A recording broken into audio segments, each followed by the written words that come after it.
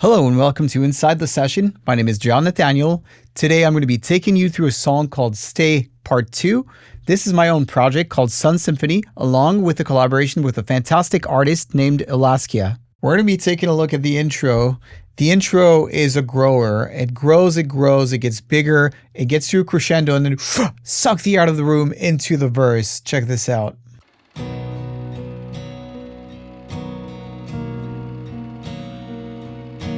That's fading in.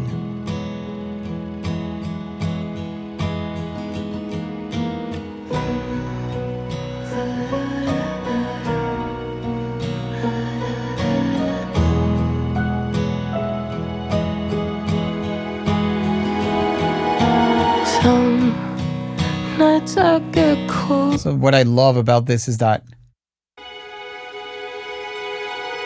these pads, which are a combination of strings and synths, and then you've got,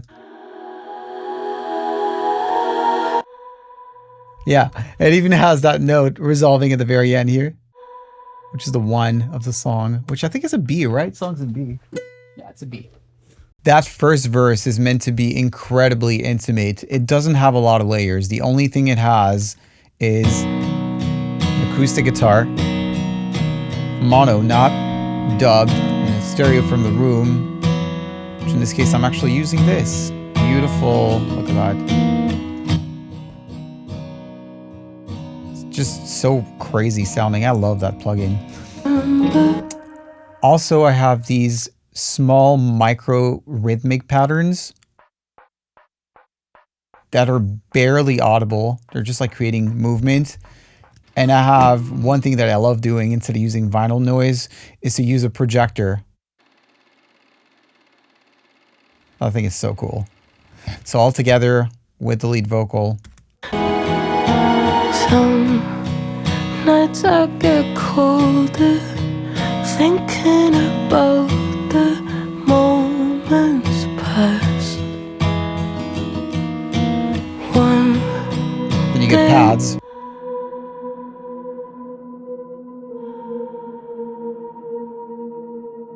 Just one noters, no chords. We don't always need to play chords.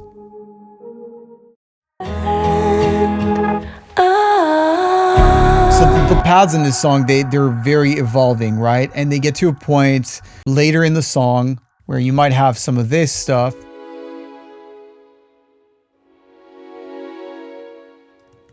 An organ.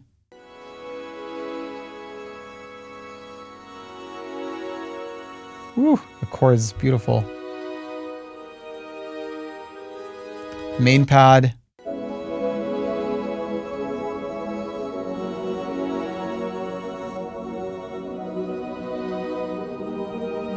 And then my good old trusted theremin.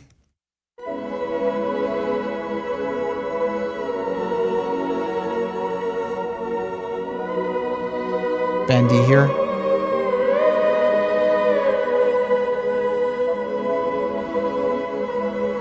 Same thing here, another bend.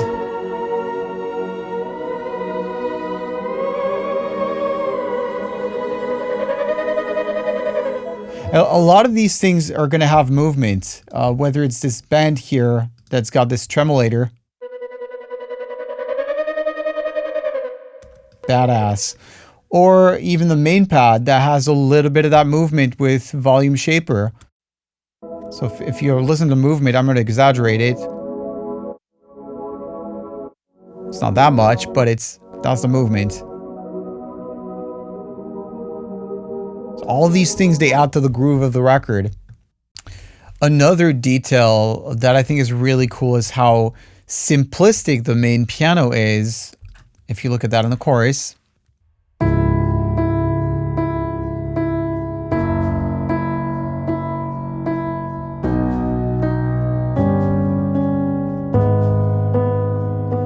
Borderline a pedal note. The reason for that being, I have a second piano doing these kind of flammy type of octaves, creating this other melody on top of it.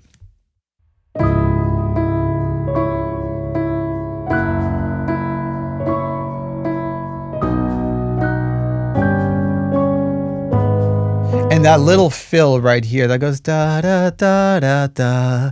So that thing right there, when I played that, I was like, oh, I got really excited because it's so emotional. Just that.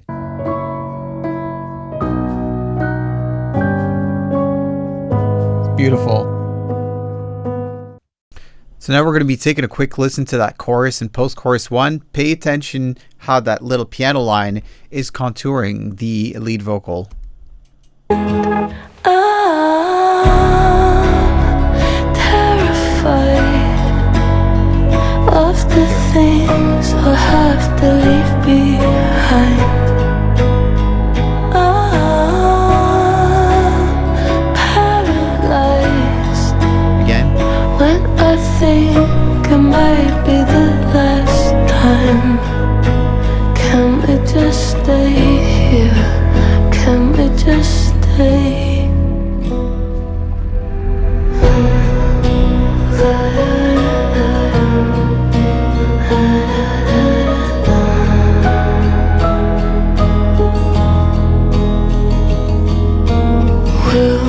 Love that vocal and love that melody. She's such a great singer. So one thing that seems absolutely fucking bananas here is the amount of plugins on the lead vocals. But keep in mind, all these plugins are doing a tiny little bit of stuff. So, you know, all the spiff stuff is taking care essentially of the... So I'm not removing clicks, but because she sings so quietly, she's definitely hitting those consonants a little hard, you know? So for like... Nights I get colder. If I take this out... Nights I get colder. A little bit of that stuff. But do you remember that horror movie? Connect the Cuts. Yeah. Connect the Cuts. It's that weird fucking old lady. Anyways. Nights I get colder. Then it's like adding a bit of harmonics to the signal. You know, not a huge amount of compression. For these kind of vocals, I want things to be a little more relaxed. So if you look at this. Some nights I get colder. Thinking about the moments past. It's still very relaxed. It doesn't try to be slammed like an 1176 balls to the wall. It's not that kind of record. We want things to remain smooth and relaxed. First phrase. Some nights I get colder. Thinking about the moments past. One day when I'm older, I'll still remember what we had. And what's interesting is I have a couple things going on, right? The first half, I've got a relatively dry vocal, and then I'm introducing this really crazy reverb gradually, and this is the send effect that is being completely in minus infinity, and then mid-verse it comes up right here. So if you look at that again, I'll start it. First phrase. Some nights I get colder. Dry. Thinking about the moments past. And there, a little bit of verb. One day when I'm older, I'll still remember. This is what the effect sounds like.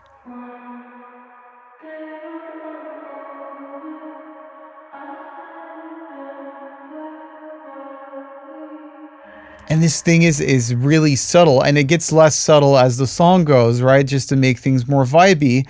You know, essentially, I even have a bit of a pitch shifter going on right here. And obviously, I'm not pushing this, you know. I don't want this to be Alvin and the Chipmunks, but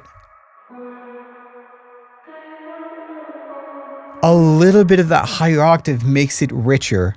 It was also an intentional decision to leave some of the noise in because it started to feel too static and unnatural when I denoised the vocals too hard. So a little bit of it I think is fine. It's not meant to be a static record. It should breathe. It should be alive. In this song, the drums are incredibly simplistic, but they're also a little weird. So the kick, and this is something I like doing, is a heartbeat. right? And I've got these smaller kicks that add to the groove. So I've got a 4 on the floor, but it's tiny and level because I don't want this to be a 4 on the floor focused record.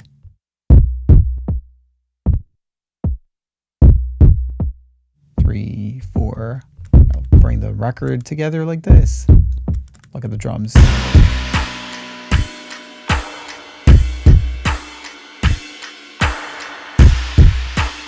Really simple stuff.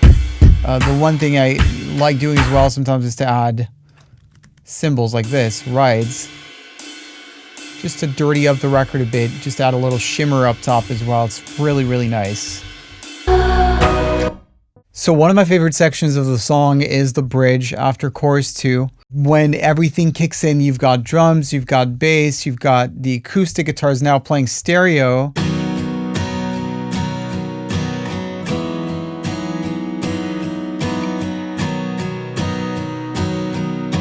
Got the piano. Let's play the majority of the music together.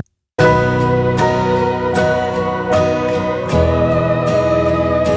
without the bass and drums.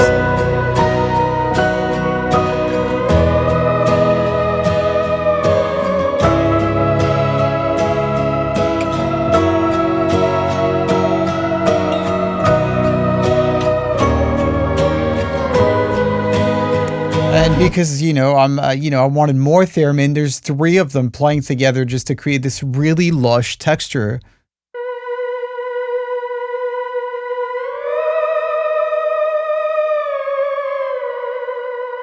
Different octaves.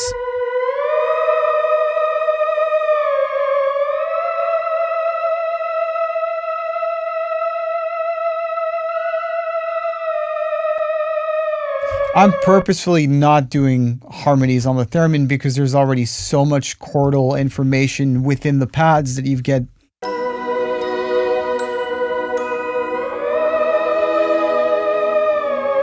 Right, but then you have pianos, like that's why sometimes when you have a lot of layers like that, you want those layers to be playing single notes so you don't end up having everybody playing chords and suddenly the band needs fucking 20 people plus an octopus to play the parts.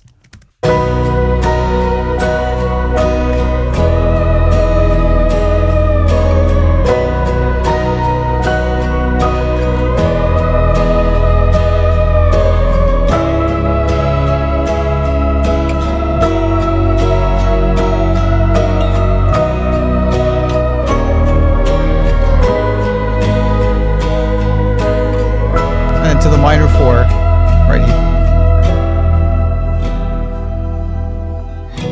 And yeah, I remember at the end there's an extra theremin just going up here on the minor 4.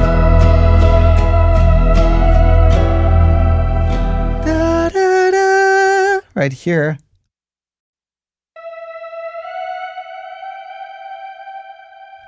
That's sick. Just augmenting the voicings. And that's the one thing when I'm producing a record, I want to focus on elevating the voices of a record. And I'm not talking about the vocals, I'm talking voices of chords. One thing that I think is important in this kind of record is to be very intentional with the style of vocals you're going to do. So instead of doing a bajillion vocal harmonies and trying to stack the record with more chords when there's already like a shit ton of pads, you want to be intentional with your voicings of vocals. So check this out. This is the lead vocals with the vocal harmonies, and I'm not going to put the stuff in between yet. I'm terrified of the things I'll have to leave behind. I'm paralyzed when I think it might be the last time. Can we just stay here? Can we just stay? So see, I wasn't kidding about the reverb going crazy later on in the song, right? So in between the phrases, we have a lot of space in that melody. So that allows us to draw with vocals around the singer. I'm terrified of the things I'll have to leave behind. There's an angel as well here.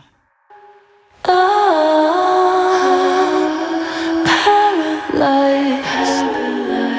When I And see, think we didn't actually harmonize everything. Here, there's no harmonies. It's just unisons. Because there's too many chords. But here, on Paralyzed, then we had the space for it, so we did it. It's you know, it's a choice to not do harmonies sometimes, and harmonizing needs to be incredibly intentional. It can't just be like, oh, let's put the third, the fifth, and just because. There needs to be an intention, there needs to be a chordal intention, and there needs to be, most importantly, an emotional intention. So speaking of the bridge, there's another layer that I love, and that's printed. That was a bunch of tracks, and that's also important. Print your tracks once you can commit stuff. It'll free up a lot of CPU in your session and make you move forward.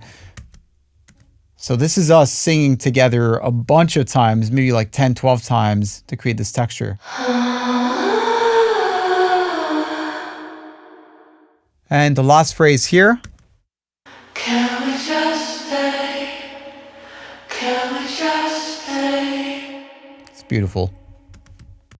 Another thing that I think is super important in production is to always have different chapters in a song. So you have verse 1, verse 2, maybe it's the same melody, but it should be a different arrangement. So verse 1, I'll play a small section. Verse 1. Some nights I get colder, thinking about the moments past. Now I'll play verse 2. Will you still remember the way that it felt when I am gone? Wish it was September, 'cause I can't let go of holding on. So not counting the obvious melodic variations that we have in the second half of verse 2, there are quite a few things that are different in the arrangement. There's a piano.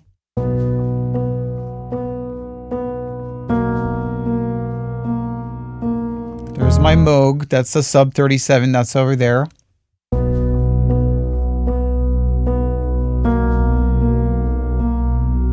Still, the projector's still there.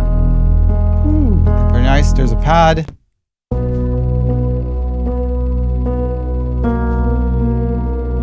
It's very cinematic. And there's an acoustic guitar.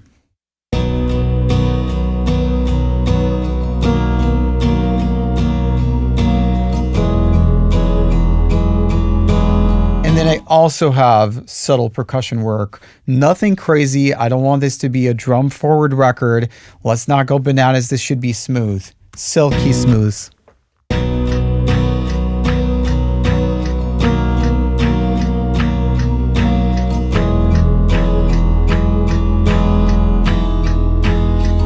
So this weird combination of clocks and loops that I put together. Which, if you listen to that, you'd be thinking, hey, what the fuck is this, right? You wouldn't guess that it's the song that it's currently playing. So when you combine with the music, though, and the vocals. Will you still remember the way that it felt when I am gone? So the percussion moves the record, but it doesn't draw attention in any way. And that was the point with the percussion. We don't want it to be the focus track of this song. So thank you all so much for watching, and I will see you all for the next song. Thank you so much. Bye.